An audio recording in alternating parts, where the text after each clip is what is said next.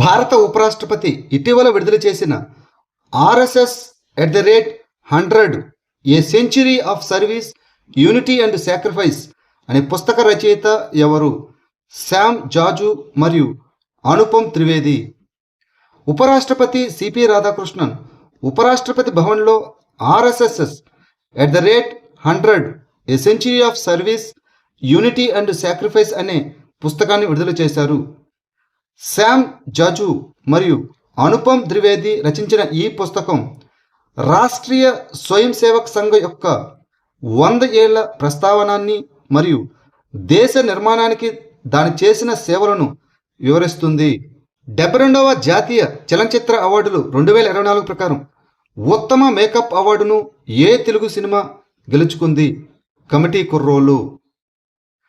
తొలిసారిగా దర్శకత్వం వహించిన యదు వంశీ దర్శకత్వంలో పింక్ ఎలిఫెంట్ పిక్చర్స్ మరియు శ్రీ రాధా దామోదర్ స్టూడియోస్ సంయుక్తంగా నిర్మించిన కమిటీ కుర్రోళ్ళు చిత్రం గ్రామీణ ఆంధ్రప్రదేశ్లో స్నేహం, సమాజం మరియు మారుతున్న సామాజిక వాస్తవాలను హృదయంగా వాస్తవికంగా చిత్రీకరించినందుకు గుర్తింపు పొందింది. దీనికి నిర్మాత మరియు సమర్పకురాలు నీహారిక కొనిదల నాయకత్వం వహించారు. 72వ జాతీయ చలనచిత్ర పురస్కారాలు 2024 ప్రకారం ఉత్తమ చలనచిత్ర పురస్కారాన్ని ఏ సినిమా గెలుచుకుంది? Article 370 Hindi cinema.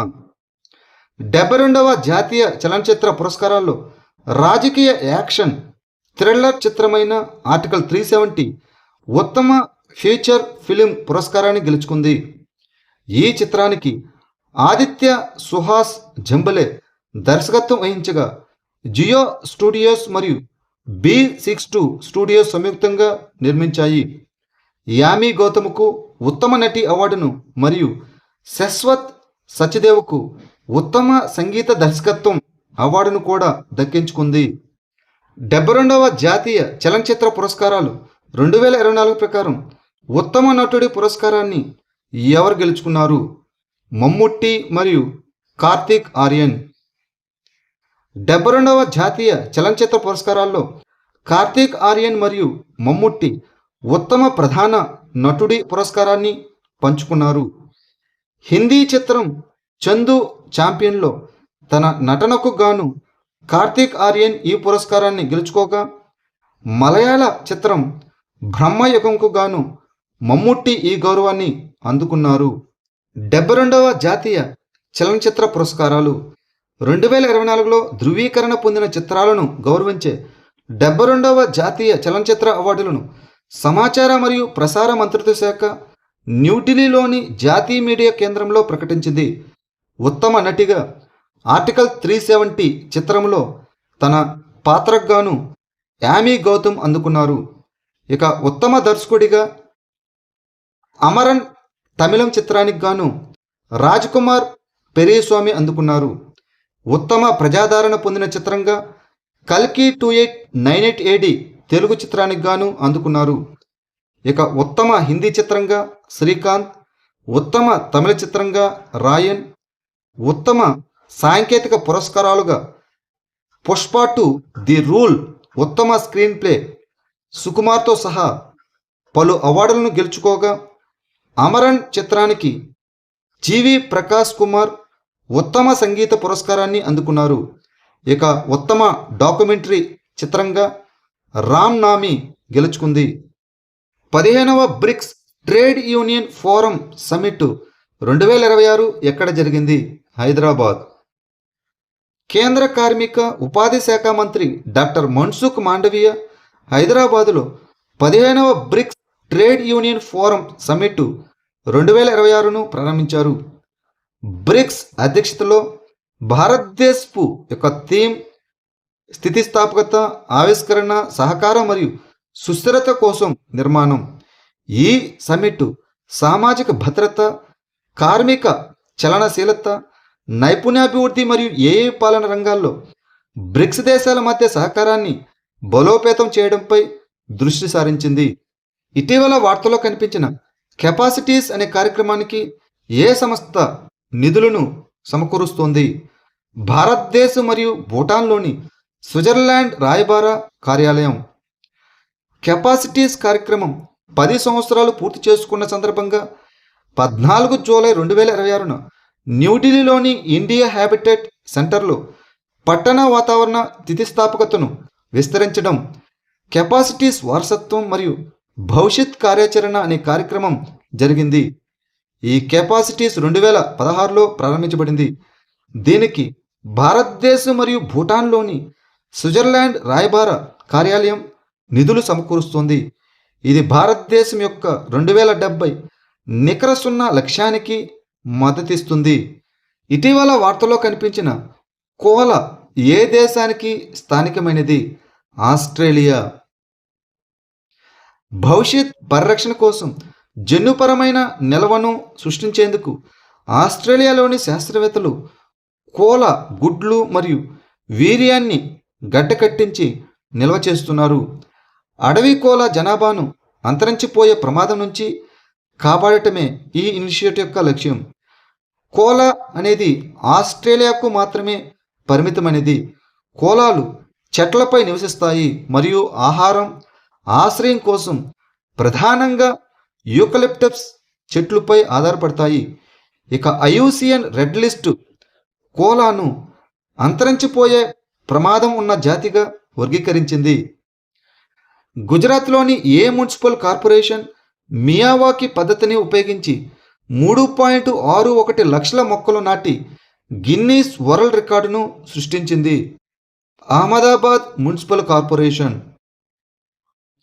Ahmedabad municipal corporation 25,000 మందికి పైగా వాలంటీర్ల సహాయంతో గాంధీనగర్ లోక్సభ నియోజకవర్గంలో మియావాకీ అటవీకరణ పద్ధతిని ఉపయోగించి 1 గంటలో 3.61 లక్షల మొక్కలు నాటి గిన్నీస్ ప్రపంచ రికార్డును సృష్టించింది. ప్రధానమంత్రి నరేంద్ర మోదీ ఆధ్వర్యంలో ప్రారంభించిన దేశవ్యాప్త ఏక్ పెట్ మాకే నామ్ ప్రచారంలో భాగంగా ఈ ఘనత సాధించబడింది. ఉద్యమ్ రిజిస్ట్రేషన్ పోర్టల్ మరియు ఉద్యమ్ అసిస్ట్ ప్లాట్ఫామ్ ఏ మంత్రిత్వ శాఖ యొక్క కార్యక్రమాలు? సూక్ష్మ, చిన్న మరియు మధ్య తరహా పరిశ్రమల మంత్రిత్వ శాఖ. సూక్ష్మ, చిన్న మరియు మధ్య తరహా పరిశ్రమల మంత్రిత్వ శాఖ ప్రారంభించిన ఉద్యమ్ రిజిస్ట్రేషన్ పోర్టల్ మరియు ఉద్యమ్ అసిస్ట్ ప్లాట్ఫామ్ ఎంఎస్ఎంఈల అధికారీకరణను ప్రోత్సహిస్తూ భారతదేశ పారిశ్రామిక పర్యావరణ వ్యవస్థను బలోపేతం చేస్తున్నాయి. ఈ ఉద్యమ్ రిజిస్ట్రేషన్ ఎంఎస్ఎంఈల కోసం ఉచిత, కాగితరహిత, స్వీయ ప్రకటన ఆధారిత ఆన్లైన్ రిజిస్ట్రేషన్ను అందిస్తుండగా, ఇక ఉద్యమ్ అసిస్ట్ ప్లాట్ఫామ్ అనధికారిక సూక్ష్మ సంస్థలకు అధికారిక గుర్తింపు పొందడంలో సహాయపడుతుంది. వాల్మీకి టైగర్ రిజర్వ్ ఏ రాష్ట్రంలో ఉంది? బీహార్. బీహార్లోని పశ్చిమ చంపారణ్లో ఉన్న వాల్మీకి టైగర్ రిజర్వ్ రాష్ట్రంలోని అత్యంత సంపన్నమైన సరీసృపాల ఆవాసాల్లో ఒకటిగా ఆవిర్భవించింది. ఇక్కడ 45కు పైగా పాము జాతులు నమోదు చేయబడ్డాయి. ఇది భారతదేశం నేపాల్ సరిహద్దు వెంబడి ఉంది మరియు బీహార్లోని ఏకైక పులి సంరక్షణ కేంద్రం. ఈ రిజర్వ్లో వాల్మీకి జాతీయ ఉద్యానవనం మరియు వాల్మీకి వన్యప్రాణి సంరక్షణ కేంద్రం ఉన్నాయి. ఇటీవల ఉత్తరాఖండ్లో కనిపించిన ఇండియన్ జెయింట్ ఫ్లయింగ్ స్క్విరల్ ప్రధానంగా ఏ ప్రాంతంలో కనిపిస్తుంది? దక్షిణాసియా మరియు ఆగ్నేషియా. ఉత్తరాఖండ్లోని రామ్నగర్ అడవుల్లో దాదాపు 12 సంవత్సరాల్లో మొదటిసారిగా ఇటీవల ఇండియన్ జెయింట్ ఫ్లయింగ్ స్క్విరల్ అనగా ఉడత కనిపించింది.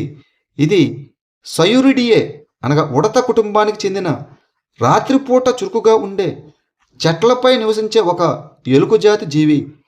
ఇది దక్షిణ మరియు ఆగ్నేషియాలో ప్రధానంగా ఎత్తైన ప్రదేశాల్లో ఉండే పొడి ఆకురాల్చే మరియు సతత హరిత అడవుల్లో కనిపిస్తుంది.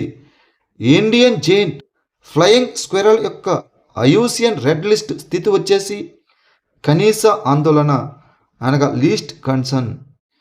2 రోజుల పాటు జరిగే బాధ్యతాయుత వ్యాపార ప్రవర్తనపై జాతీయ సదస్సు 2026 కోసం అధికారికంగా నిర్దేశించిన ప్రధాన ఇతివృత్తం ఏమిటి? వికసిత్ భారత్ కోసం ఈఎస్జి ఆధారిత పరివర్తన. బాధ్యతాయుత వ్యాపార ప్రవర్తనపై జాతీయ సదస్సు 2026 యొక్క 4వ సంచిక 15 జూలై 2026న న్యూఢిల్లీలో ప్రారంభించబడింది. సుస్థిర మరియు బాధ్యతాయుతమైన ఆర్థిక వృద్ధిని ప్రోత్సహించడంలో వ్యాపారాల పాత్రపై దృష్టి సారించి ఈ సదస్సును 2 రోజుల కార్యక్రమంగా నిర్వహించారు. ఈ ఎన్సిఆర్బిసి 2026 యొక్క ఇతివృత్తం వచ్చేసి వికసిత్ భారత్ కోసం ఈఎస్జి ఆధారిత పరివర్తన. Indian institute of corporate affairs అనేది భారత ప్రభుత్వ కార్పొరేట్ వ్యవహారాల మంత్రిత్వ శాఖ ఆధ్వర్యంలో పనిచేస్తున్న ఒక స్వయం ప్రతిపత్తి గల సంస్థ. అత్యంత తక్కువ గాఢతల్లో విషవాయువును గుర్తించగల అధునాతన గది ఉష్ణోగ్రత అమ్మోనియా సెన్సార్ను ఇటీవల ఏ సంస్థ అభివృద్ధి చేసింది? Centre for nano and soft matter sciences, Bengaluru. విజ్ఞాన మరియు సాంకేతిక శాఖ ఆధ్వర్యంలోని బెంగళూరులోని నానో మరియు సాఫ్ట్ మ్యాటర్ సైన్సెస్ కేంద్రం శాస్త్రవేత్తలు ఒక అధునాతన అమ్మోనియా సెన్సార్ను అభివృద్ధి చేశారు.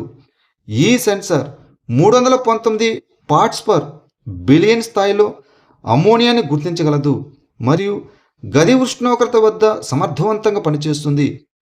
ఇది అధిక సున్నితత్వం, ఎంపిక సామర్థ్యం మరియు దీర్ఘకాలిక స్థిరత్వాన్ని అందిస్తుంది. ఢిల్లీ ప్రతిష్టాత్మక మహిళా సమృద్ధి యోజన యొక్క కొత్త పేరు ఏమిటి? ఢిల్లీ లక్ష్మి యోజన. ఢిల్లీ ప్రభుత్వం మహిళా సమృద్ధి యోజనని ఢిల్లీ లక్ష్మి యోజనగా పేరు మార్చింది.